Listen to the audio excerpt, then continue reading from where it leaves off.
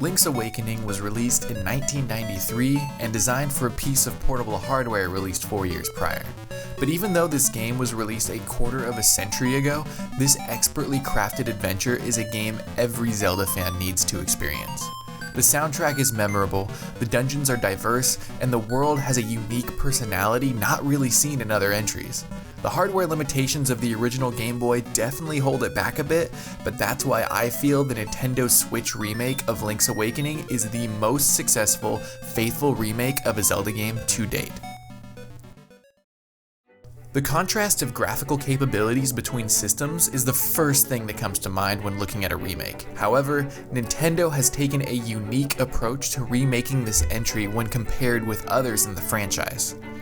Historically speaking, most re-releases are HD remasters, with entries like Ocarina of Time, The Wind Waker, and Twilight Princess focusing largely on giving the game a visual overhaul and a few quality of life changes here and there.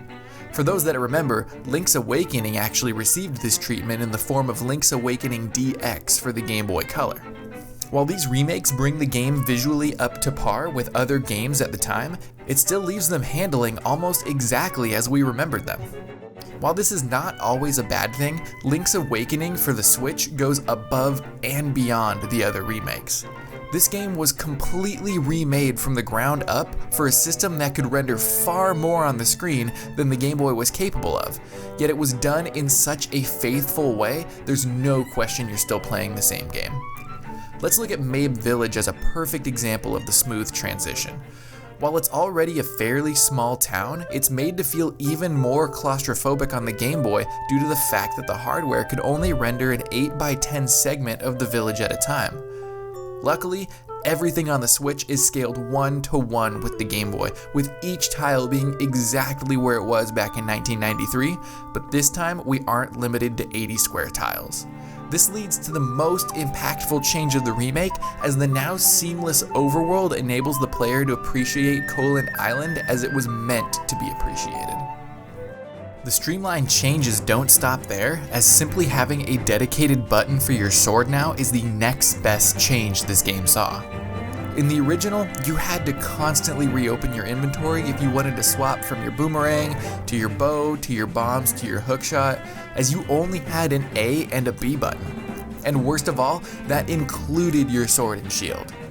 The Switch, with its many more buttons, has dedicated buttons for your sword, shield, Pegasus boots, and your power bracelet, meaning you'll never have to halt gameplay again to access those frequently used items.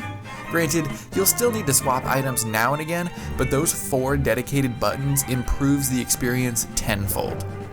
These quality of life changes alone bring Link's Awakening right back into the modern era of gaming without really changing its core design, showing just how beautiful this entry into the series really was. And speaking of beauty, this game's unique choice in art style results in an incredibly inviting world to jump back into. It gives off the sheen of collectible plastic figurines fresh out of the box, yet still manages to feel organic and alive thanks to its lively characters and animations. I never realized just how much personality these characters had, especially compared with other Zelda games of the time, but the Switch helps to give them the attention they deserve. I've played this game through, and the only complaint I could come up with was the frame rate drops the overworld regularly ends up having. The fact that this game was faithfully rebuilt tile by tile, yet still manages to look and feel like a game made in 2019 is reason enough for me to consider this my favorite Nintendo remake of all time.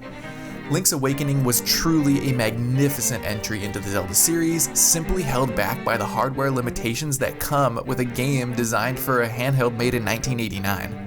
This remake truly highlighted how much craft was originally put into this game, and I have never been happier to see a game remade.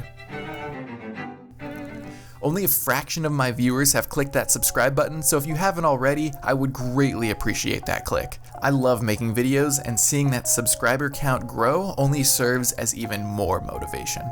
A huge thank you to Retro Game Stream and Diamond Longplays for allowing me to use their gameplay, otherwise I would not have been able to make this video. As always, thank you for watching, and I still have no idea how to end a